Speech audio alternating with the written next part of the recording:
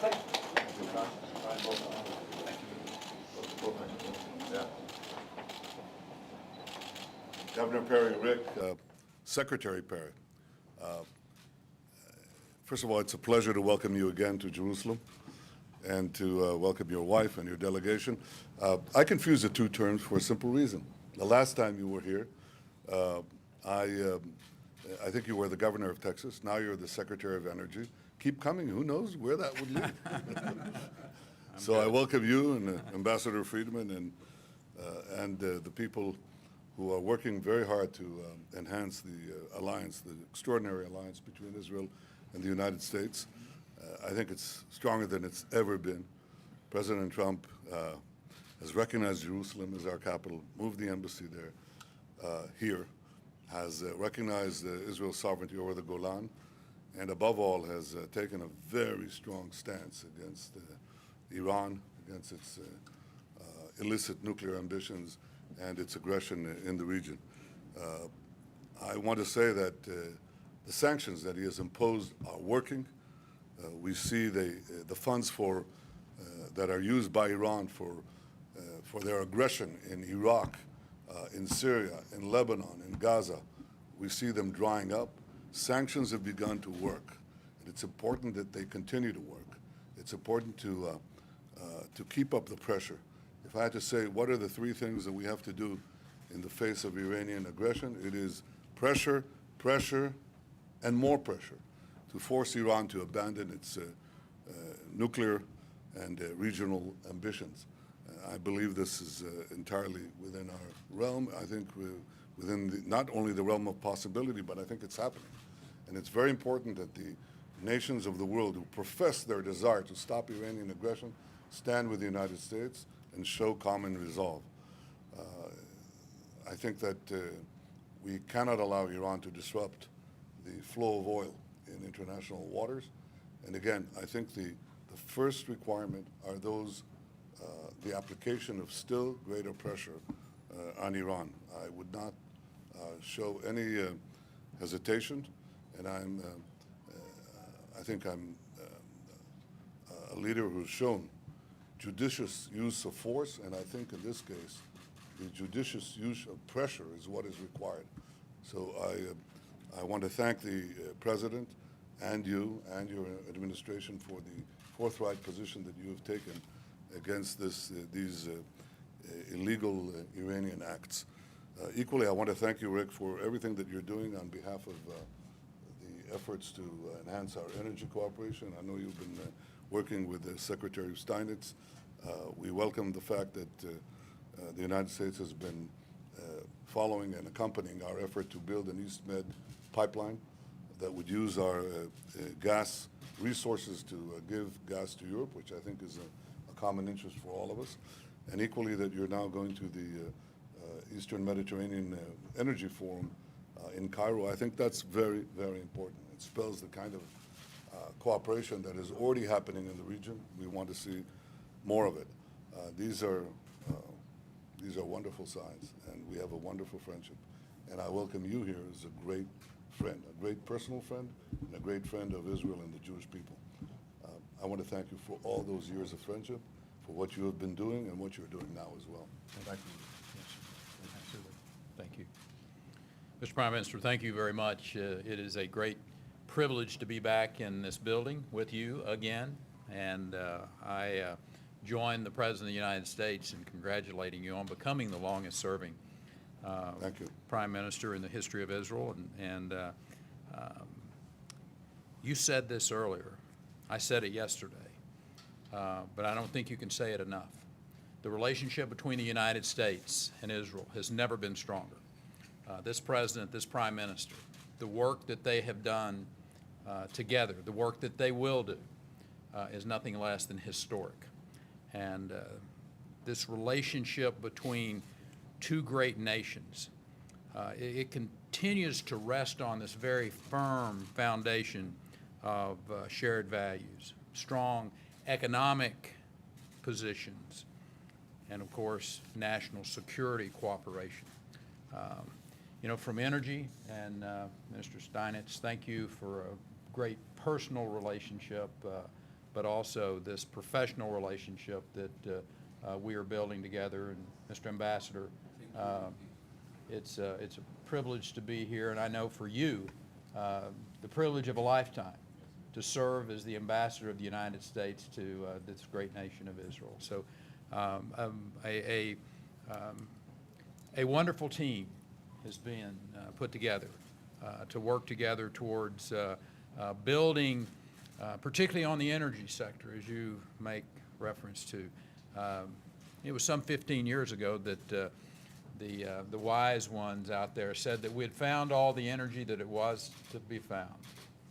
But we discovered everything in science in 1900 too. People who said that too. So the conventional wisdom that's out there that says that number one, that you find yourself at a particular place and it can't change, but it's the innovation and the technology of countries like the United States and Israel that continue to say no, there's nothing impossible, that we can in fact accomplish great things together. For the first time in history, you have Israel on the verge of energy self-sufficiency. I mean, the idea that the United States is now the #1 oil and gas producing country in the world, and that Israel is about to be exporting gas. I mean, who would have thought that a mere decade ago? But it's reality.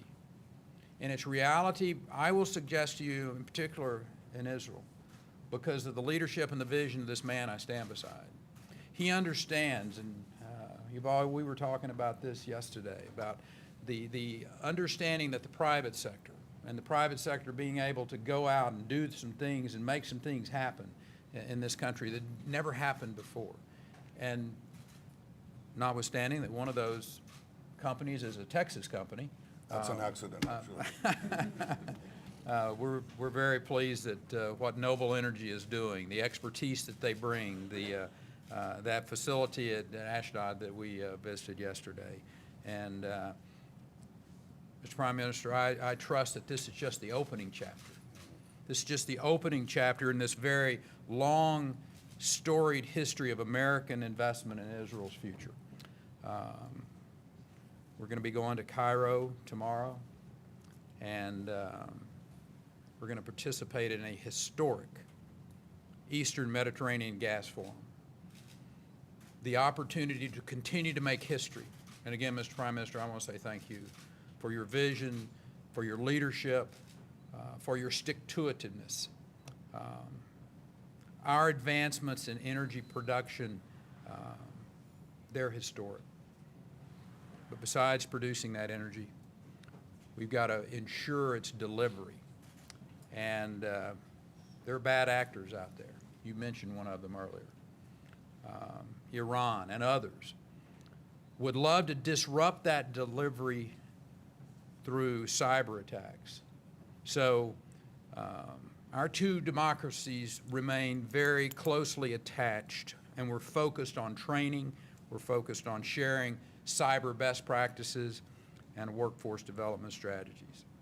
I look forward, we're going to be going down to Beersheba just in the next couple of hours to take a look at the Israel Computer Emergency Response Team and Energy Security Operations down in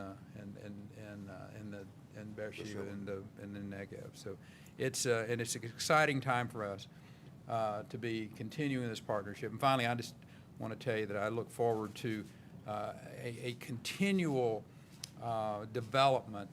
We're having a U.S.-Israel Center for Excellence of Energy Engineering and Water Technology. In 1992, I came here for my first time to listen to watch, to acquire the knowledge of what I consider to be, still today, the most advanced water technology, efficiencies, irrigation. I'm back 25 years plus to a country that still continues to lead in water technology. And so, again, Mr. Prime Minister, my friend, my great friend, and I cannot thank you enough for your hospitality, for always making me feel like I'm at home. And indeed, I do feel like this is home. So, Well, Mr. thank you. Thank you for your. Thank you, Rick. Yes, sir. Thank you. Rick, with your permission, I'd like to say a few words in Hebrew, and I'll tell you in English what it is. I just had a visit with a delegation of journalists from Arab countries. With the exception of one, none of them have formal relations with us. And if I encapsulate the one point that I made to them, they talk about how so many in the Arab world want to have peace with Israel, normalization with Israel, want to come to Israel. They're not always free to express it. And there's always opposition from those who want to take us back. But they express that desire. And I said to them something that I'll say here again. There is an irreplaceable alliance between Israel and the United States. There's no other country. And there's no other alliance like that. But within the region, and this is what I told them, within the region, Israel is the irreplaceable power because there is no other power within the region. Without whose presence and activity here, I would say the region would collapse. Without Israel, without the things that we do and the things that we stand for and the things that we protect, I think the entire Middle East would collapse to the forces of Islamic radicalism, whether Shiite led by Iran or Sunni radicalism led by Daesh. Israel is the one indigenous force in the Middle East that prevents the collapse of the Middle East. And I know that the United States and Israel understand this and cooperate because the United States is the external force that makes sure that the Middle East doesn't fall to these forces. But it was very important for me to see Arab journalists who recognize the role that Israel plays in their own future, in their own security, in their own development. And that's a great development, a great change. And I'll say a few words on that in Hebrew. אני עכשיו נפגשתי עם משלחת עיתונאים ממדינות ערביות, שלרובן אין קשרים דיפלומטיים עם ישראל. והם ביטאו את הרצון שלהם שהציבורים הערביים יכירו את מדינת ישראל, יבואו למדינת ישראל, יחזקו את הקשרים הללו. אני עובד על זה בעיקר קצת בגלוי, הרבה מאוד בסתר, כדי לחזק את הקשרים, וזה עכשיו ביקור שהוא חשוב. יש כוחות שכמובן רוצים להחזיר אותנו אחורה, אנחנו מתקדמים קדימה. ואמרתי להם דבר אחד שאני מאמין בו. הכוח היחידי שמונע את קריסת המזרח התיכון, מתוך המזרח התיכון, זה ישראל.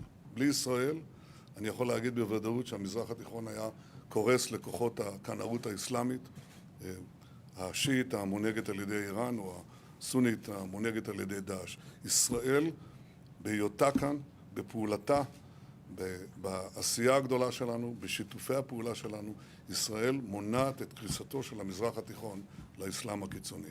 תודה רבה. Thank you.